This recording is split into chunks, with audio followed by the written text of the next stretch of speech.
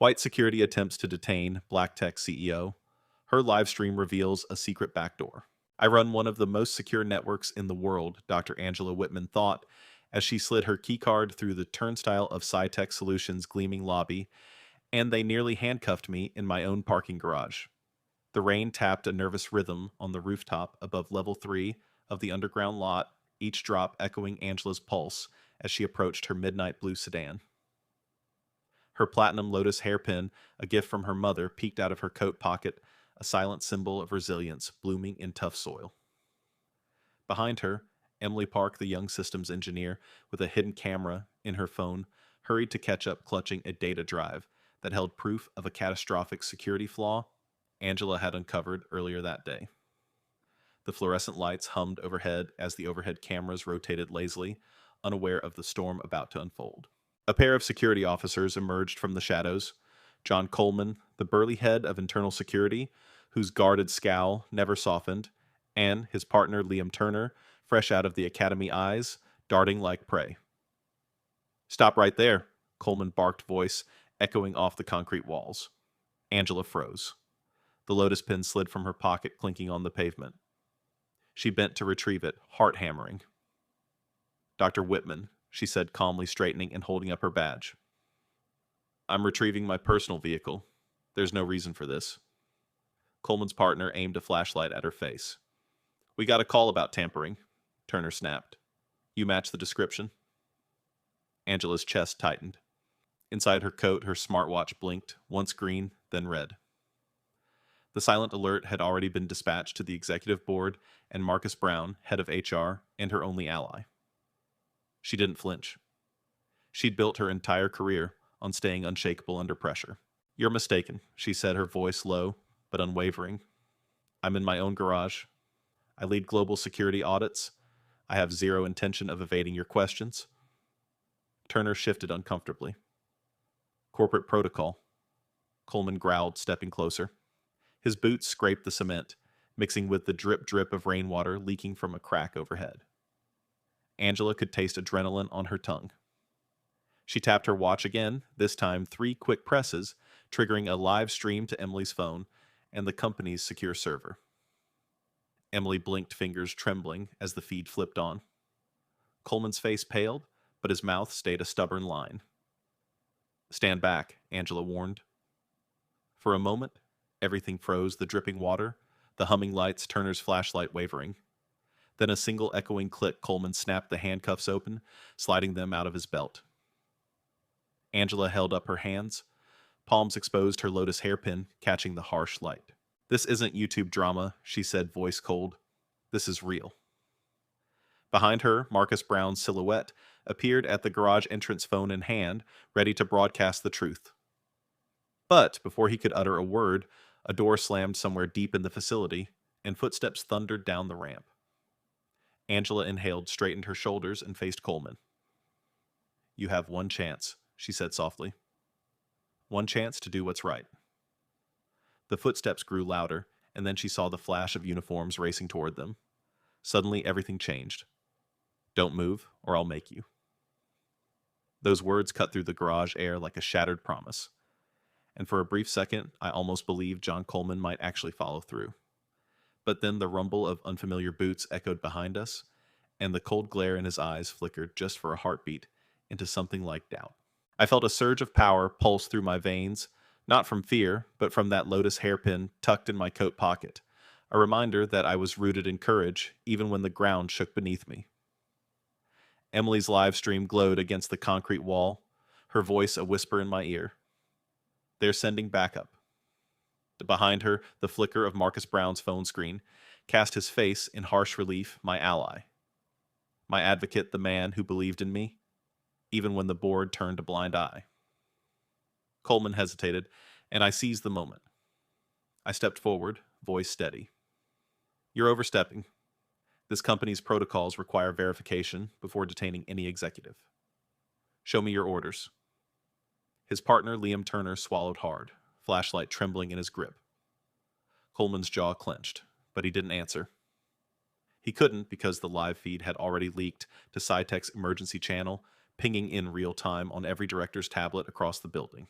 Suddenly, I was no longer alone in that cavernous garage. I was visible to dozens who had the authority to shut this down. The social media feed spilled onto screens in Manhattan, San Francisco. Even London, our twisted little corner of the tech world, exposed in a heartbeat. Yet, Coleman's mouth curved into a thin, bitter smile. You think you can talk your way out of this, Dr. Whitman. You're just another woman hiding behind her credentials. His words were meant to strip me of power, to reduce me to skin and gender, but instead, they lit a fire under me. I unbuttoned my coat, revealing the crisp white blouse beneath my blazer, and let the lotus pin catch the light. I'm not hiding, I said. I'm standing right here. With that, the heavy garage door rattled as a silver SUV ground to a halt at the entrance. Two men in tailored suits stepped out, badges gleaming under the fluorescent glare, members of the board's special security unit authorized to override any on-site decision. Coleman's face drained of color as one of them spoke. Coleman, step aside. This ends now? His defiance crumbled into disbelief. Around me, the drip-drip of water resumed its rhythm, but the tension had shifted. I stood unhandcuffed hands, free lotus pin proud on my lapel, as the SSU agents moved between us. Yet, even as relief washed over me, I felt the weight of the data drive in Emily's hand, the proof of the vulnerability we'd uncovered, and knew the fight was far from over. In that precise moment, the garage lights flickered, and I realized the real danger still lay beyond those sliding doors. I never imagined I'd be fighting for my life in my own workplace. I whispered, heart still pounding, as the SSU agents formed a protective barrier around me, their black suits cutting through the sterile garage light like sentinels. The lotus hairpin at my collar felt impossibly heavy, a delicate reminder that roots matter even when the ground you stand on trembles. Behind me, Emily steadied her camera, her eyes wide with fear and determination. Marcus Brown kept one hand on my shoulder, the other clutched his phone, awaiting orders from the board. In that suspended heartbeat, I realized the real battle was only just beginning. As Agent Ramirez scanned Coleman's ID badge and Turner's credentials, I let my mind drift back to the summer I discovered my love of code. I was 12, sitting in the Mississippi Delta heat, teaching myself programming from old textbooks my grandfather salvaged from a school auction. He used to call our little cotton town the Hidden Orchard, a place brimming with potential, yet ignored by the world. Every time I felt out of place here in high school corridors or corporate boardrooms, I remembered that orchard, how fruit can flourish in unlikely soil. That memory was my anchor now. Ramirez finally nodded, sealing Coleman and Turner off with a curt instruction. You're both relieved of duty pending review. Coleman's face contorted with anger and humiliation, a classic power flip that only deepened my resolve. I straightened my spine and met his gaze. Corporate policy. I said, voice steady demands transparency. You will be investigated for unlawful detention. The irony tasted sweet. A man who once believed he held all the cards, now scrambling under a board-level audit. Behind the SSU, an overhead camera pivoted, catching every angle of the confrontation. I felt the weight of those lenses pressing down on me, but instead of fear, they ignited a courageous spark. I wasn't just Dr. Angela Whitman, CEO or ex-Intel officer. I was every woman who's ever been told to smile, stay quiet, and play by someone else's rules. I closed my eyes for a fleeting second and drew strength from that collective history of resilience. Suddenly, Emily's livestream count spiked thousands, watching, commenting, and sharing. A flood of disbelief poured in. CEO handcuffed Lotus Girl stands her ground. The digital tide was rising, and with it came the promise of accountability. Yet, as triumphant as that felt, I knew we were far from safe. The data drive in Emily's hand still held that explosive proof of a backdoor vulnerability in SciTech's flagship security platform, proof some board members would kill to keep hidden. I turned to Marcus. Prepare the secure line. We need to alert our allies at NATO and the Department of Homeland Cyber Defense. This leak could be bigger than we thought. His nod was sharp. As he tapped his phone, I caught Coleman's eyes one last time, an unspoken warning passing between us. He might have lost this round, but the system that empowered him was still deeply entrenched. Drawing in a slow breath, I felt the lotus pin grow warm against my chest, as if reminding me that growth often follows struggle. A new conflict loomed, not just fighting two wrongdoers in a parking garage, but dismantling a corporate culture that allowed them to act with impunity. My next move would determine whether truth alone could topple a fortress built on secrecy. And so, as the SSU herded Coleman and Turner toward the exit, I braced myself for the revelations waiting in that encrypted drive. "Do you really think you can silence this?" I asked, voice barely above a whisper, yet cutting through the electric hum of the underground garage. In my hand, I held the encrypted drive, like a fiery ember proof of SciTech's hidden backdoor that exposed thousands of clients to potential cyber warfare. Behind me, Ramirez and his team secured the perimeter, while Emily kept the live stream rolling her fingers, dancing over the screen as she narrated every heartbeat. The lotus hairpin at my collar caught the dim light glowing softly, my symbol of unbreakable resolve amid a storm of concrete and betrayal. We moved swiftly through the garage doors, the SSU agents forming a protective cordon around us as the private security guards who once served Coleman recoiled at Ramirez's authoritative badges. Every step echoed my determination. I would not let fear steal this moment. As we ascended the service elevator, its metal walls humming with unseen currents, I felt the weight of our mission intensify.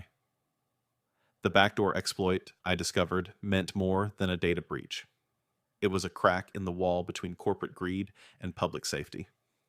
Too many lives depended on exposing it, and someone at the highest level was desperate to bury the truth.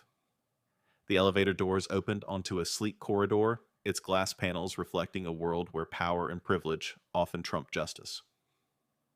Marcus led the way to the Situation Room, a fortress behind frosted glass, where board members and legal counsel would soon convene. I inhaled the sterile air, steadying my racing heart. This was our battlefield now, and every second counted. "Activate the secure conference line," I instructed, tapping the drive side to seal our evidence. "We need every seat at the table. NATO Homeland Cyber Defense, even the White House IT Task Force." My words hung in the air like a challenge, daring the system to prove that a woman of color could not only survive, but rally an entire network against corruption. As Ramirez keyed in the authorization codes, I caught a glimpse of my reflection in the polished mahogany door, a composite of resilience and righteous fury. Years ago, a professor in Jackson State told me that leadership is measured by what you're willing to sacrifice, not what you claim to hold. I'd sacrificed comfort, anonymity, even my own peace of mind to dig up this truth. Now the only thing standing between justice and cover-up was my voice, and the viral power of Emily's stream rippling across social media, with comments flooding in, "She's a hero exposed," Lotus power. Yet for every cheer, there was a threat, corporate shills, flooding the chat, belittling the movement, as attention-seeking as if my life's work were nothing more than a stunt. The Situation Room door slid open with a soft hiss. Inside, a semicircle of executives froze their faces, a gallery of masked shock, indignation, and fear. At the head of the table, our CFO, a man whose handshake once meant camaraderie, now seemed to shrink in his tailored suit. "Dr. Whitman," he began, voice trembling. "This is unprecedented." I stepped forward, lotus pin shining against my blouse, every eye locked on me.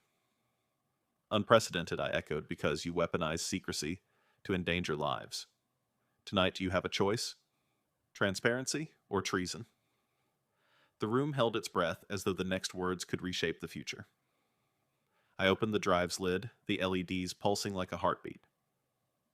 "Let's begin," I said. And in that instant, the entire corporate illusion shattered, leaving nothing but the raw pulse of truth and the uncharted path ahead. "Everyone in this room just betrayed the world for profit," I said, voice cutting through the hum of data servers like a scalpel. The LEDs on the encrypted drive pulsed rhythmically, echoing the pounding of my heart as I stood at the center of SciTech's Situation Room.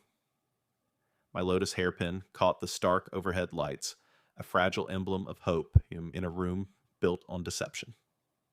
Around me, board members exchanged uneasy glances, their tailored suits suddenly feeling like armor too heavy to carry. The CFO swallowed hard and cleared his throat. Dr. Whitman, our investors. I raised a hand silencing him. Investors, I repeated. You're talking about people's lives. We're here because you chose to sell access to our clients' most sensitive networks. That isn't business, it's betrayal. The legal counsel shifted in her seat, fidgeting with the contract she hoped would shield them from liability. But papers couldn't erase what everyone had just seen on Emily's live stream, the world watching, as this fortress of secrecy crumbled in real time. I took a breath, feeling the tension coil inside me like a spring.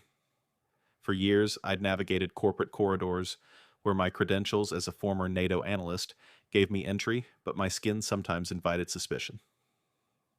Tonight, I'd flipped that script. I glanced at Marcus, whose steady gaze was my anchor amid the storm. He gave a subtle nod, and I continued. We've already alerted Homeland Cyber Defense and NATO Command. They're mobilizing a task force as we speak. You can't walk this back. A flicker of panic crossed the CFO's face, proof enough that my warning wasn't empty rhetoric. At that moment, the secure line crackled to life, and a uniformed voice said, "This is Admiral Chen. We have full confirmation of the exploit's scope. We're ready to move in 20 minutes. The room held its breath as I closed the drive's lid, sealing our evidence. I felt the weight of every whistleblower who'd been silenced, every marginalized voice told to stay in their lane. This was my lane, the intersection of truth, justice, and unshakable resolve. Suddenly, the glass walls of the Situation Room shimmered as notifications from social media flooded in, tweets, videos, comment threads exploding with outrage and solidarity. The hashtag # Lotus Power trended worldwide, turning the lotus hairpin from a private symbol into a beacon for collective resistance. I realized then that the real power of this moment wasn't mine alone. It was viral, unstoppable. Yet, even as the world rallied behind us, I felt a shadow of doubt. Deep inside, I'd always believed that reason and evidence would prevail. But tonight proved that sometimes truth needs an audience, a spectacle, to pierce indifference. And spectacles can be dangerous. The CFO stood abruptly, papers rustling like leaves in a storm. "Fine," he muttered. "We'll cooperate." But cooperation rang hollow in that sterile chamber. What mattered was rebuilding trust, something no boardroom promise could deliver. I locked eyes with each member, feeling their shame and relief mingled in that tense calculus. "Tomorrow," I said, voice calm but firm, "we begin real audits, real accountability, or this company ceases to exist." Silence followed, thick and heavy, broken only by the hum of servers powering down unauthorized backdoors. As I stepped back, lotus pin still glowing, I understood the real battleground lay ahead, rewriting the rules of corporate governance and forging alliances beyond these walls. Marcus extended his hand, and together we moved toward the door, the echoes of our footsteps marking a new chapter. But behind us, the Situation Room lay in ruins of broken vows and shattered illusions, a silent testament to the power of one woman's unwavering stand. And yet, I couldn't shake the feeling that someone or something was watching, waiting to strike back. The real test was just beginning. "They think a single op-ed will silence me," I muttered as I stared at the blinking cursor on my laptop screen, the late-night city lights of Washington, D.C., filtering through the half-open blinds. The glow of the screen cast long shadows across my kitchen counter, coffee mug, half-empty lotus hairpin, resting beside it like a talisman. I'd spent the last 2 hours drafting a concise piece for The Hill, stripping away every flourish until only the raw truth remained. I did not ask for special treatment. I asked only to be seen. Press releases exploded across social media. By dawn, my 6-sentence statement reverberating through tech blogs, news outlets, and LinkedIn feeds. Lotus Power trended alongside Shear's corporate corruption. I watched the numbers climb, shares, retweets, comments pouring in. People tagged friends. Watch how one CEO took on her own board. Yet, even as thousands cheered, I felt the familiar tug of doubt. Had I done enough? Would policy change or merely paper over the real rot? Halfway through the morning, my secure cell buzzed, It was Admiral Chin, his tone clipped. Dr. Whitman, we've confirmed full remediation protocols are underway, but be advised the CFO has retained outside counsel. They're pushing back on several clauses. A pang shot through me. The same people who sold our clients' secrets were now weaponizing legal loopholes to protect themselves. It was the classic corporate shuffle spin, one crisis into another, and hope you drown out the original scandal. I leaned back, lotus pin warm against my palm. In that moment, I realized true change wouldn't come from press or policy alone. It needed proof of sustained accountability. I tapped the secure drive icon on my desktop, encrypted logs, chain of custody reports, video transcripts from Emily's live stream, and SSU surveillance. This wasn't just evidence, it was a roadmap for reform.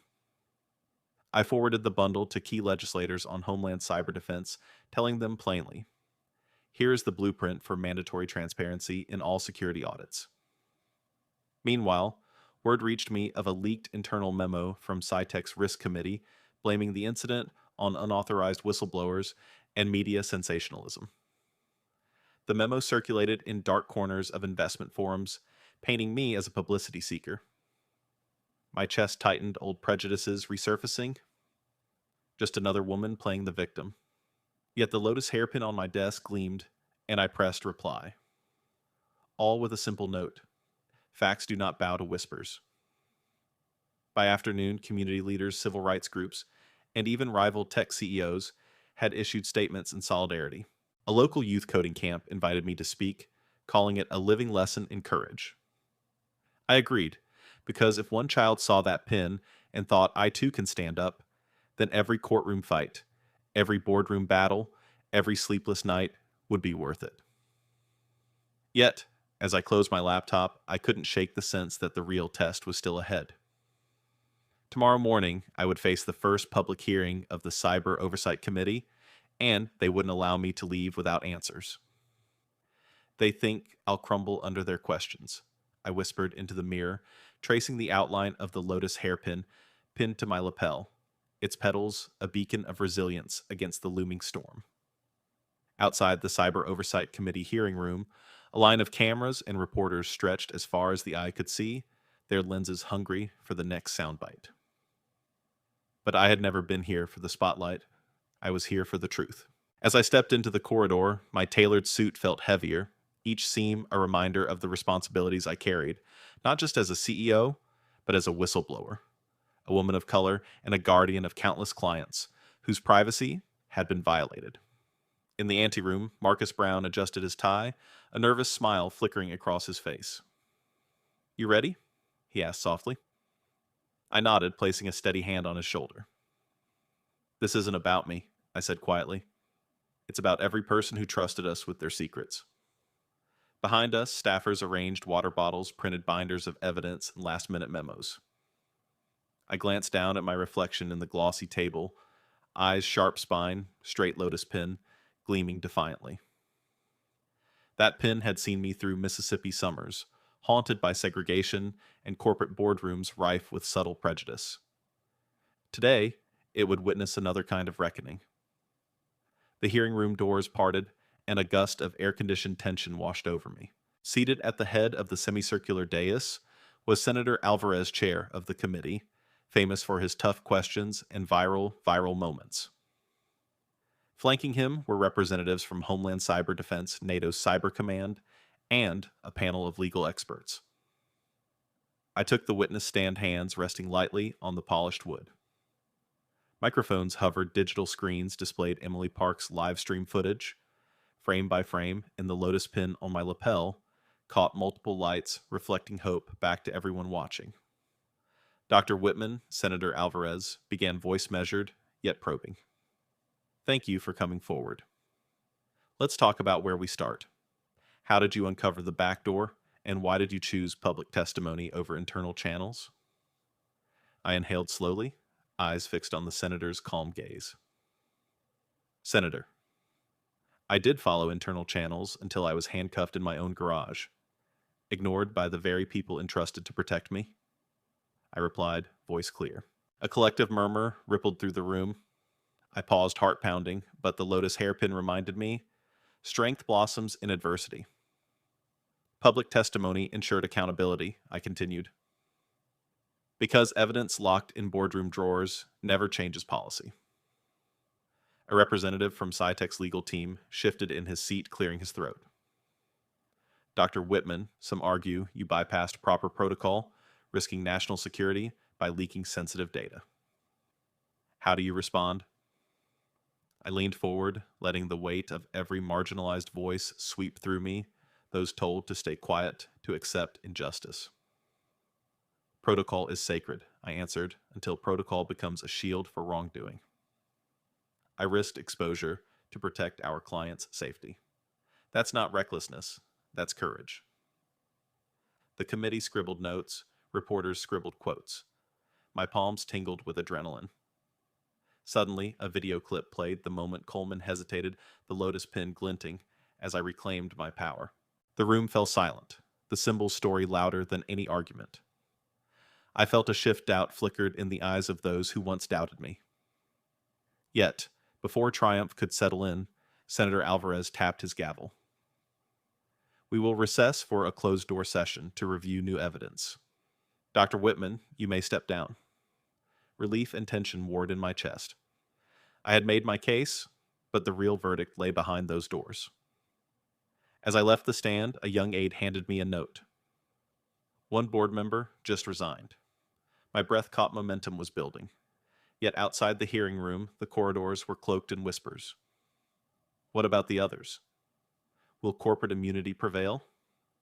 I straightened Lotus Pin, glowing in the hallway lights. One door had closed. Another lay ahead, waiting to be opened. Why would I stop now, when I've only just begun? I found myself asking the empty townhouse voice, trembling with a mix of defiance and wonder as rain began to patter softly against the window pane. The lotus hairpin lay on the kitchen counter, its delicate petals illuminated by the street lamp's glow, still warm from the fires I'd ignited over the past week. Behind me, the secure phone buzzed with new messages. A handful of board members had resigned, federal subpoenas were en route, and young coders around the world were sharing Emily's video of that fateful night. But none of it felt like an ending. It felt like the first crack in a dam built on centuries of silence. I took a deep breath and walked toward the front door. Memories swirling of that underground garage, the concrete pillars etched with scuffs from my wrists, the cold metal of handcuffs that nearly defined me. Tonight, I wasn't revisiting trauma, I was reclaiming it. Each step across the hardwood floors was a reminder that the ground beneath me was now reforming, becoming fertile soil for change. The house felt empty, but I wasn't alone. Marcus's message blinked on my phone. You were brilliant today. Ready for tomorrow? I tapped back one word, always. In the living room, I found the data drive beside a half-lit candle, its flame dancing like the resolve in my chest. Picking it up, I traced the engraved logo, a simple shield, once a symbol of protection, now a beacon of accountability. Too many shields had been shattered by greed. This one would be repurposed to defend truth. I closed my eyes, imagining every client whose confidence I'd betrayed, no, whose safety I'd safeguarded by exposing the back door. Their silent thanks filled me more than any headline. Downstairs, I heard the hum of my laptop powering on. Even in solitude, I couldn't resist one final action, drafting the executive order I would propose to Congress mandating transparent audits and whistleblower protections for all tech companies. The cursor blinked patiently as I typed, every company that holds critical data must open its doors to independent review. The words felt righteous but fragile, like the lotus that thrived in muddy waters. I paused, pressing my pen against my heart. Strength wasn't just loud declarations. It was the quiet resolve to keep fighting when the audience had gone home. A news alert flashed anonymous board member. We underestimated her. I allowed myself a small smile. Underestimation was a luxury reserved for those who ignored history's lessons. I thought of my grandfather calling Mount Bayou Star, the hidden orchard, seeds of potential buried beneath prejudice. Now, with each policy drafted and each resignation accepted, I was planting a new orchard, one where diverse voices would flourish, where a single CEO's struggle could sprout systemic reform. Lightning flashed through the blinds as the rain intensified, mirroring the storm of change I'd unleashed. I stepped back by the window, Lotus hairpin pinned once more to my lapel eyes, fixed on the horizon. The night was far from over. The real work was just beginning, and as the first thunder rolled, I whispered into the dark, "Let them watch. I won't stop until every gate is open." Silence answered me, but it felt alive with possibility ready to bloom.